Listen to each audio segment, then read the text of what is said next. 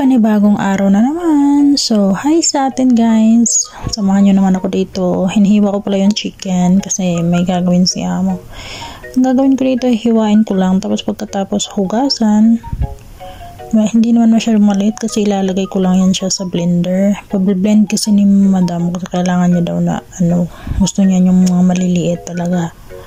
Para kasi sa sambusa yan. So, alam na DS. Sa pag-sambusa na talaga yung pag-uusapan. Nako, talagang nangangamoy Ramadan na tayo nito.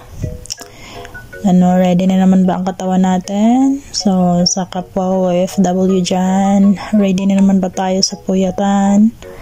Sa mga alam na, loto dito, purong oil na naman to, prito dito, prito doon.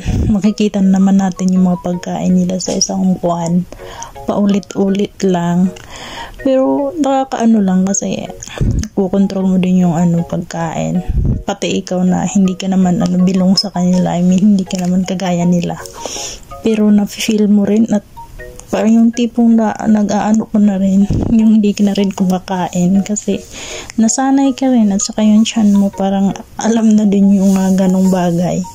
O kasi ganyan ako pag during Ramadan parang nagpa-fasting na din ako, so katulad din ako na nagpa-fasting, ayaw ko nga sanay na kasi ako na hindi kumakain na katulad nila, yung tipong pag anong oras sila kumakain ganun lang din ganun din oras yung naghahanap yung tiyan ko ng makakain. Tapos pag nakakain ako ng maliit hindi na ako maghahanap, parang ganun ba na nasanay din yung tiyan mo sa fasting nila. Ako kasi parang ganyan na yung nararamdaman ko kaya hindi na ako katulad din nila na nasanay-sanay na din sa hindi kumakain.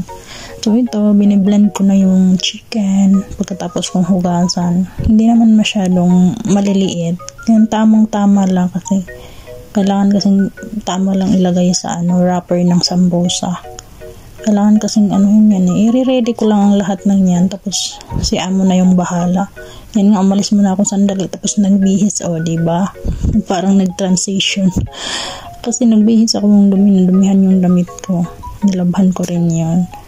Ayan, pagkatapos kong i-blend yan, lagay ko lang yan sa plato, ready ko lang mga yan, tapos si amo na yung bahala, siya na yung magluluto, tapos ako na lang yung magra-wrap na mga ganyan, ako na yung maglagay sa wrapper niyan. Marami rin kaya kailangan kong anuhan. Yan, naliliit na siya, maliit na yung chicken, hindi naman masyadong pino, tama lang siya na ilagay sa loob. Ayan na siya. So, naka-ready. Yan na yung mga gagamitin ni amo na mga naka-prepare na. At siya na lang magluluto niyan mamaya. Kaya, ayan. Yan yung wrapper na paglalagyan ko. So, at yan yung chicken. Marami-rami rin yan pag magagawa yan mamaya. So, guys. Hanggang dito na lang muna tayo. Sa susunod ulit.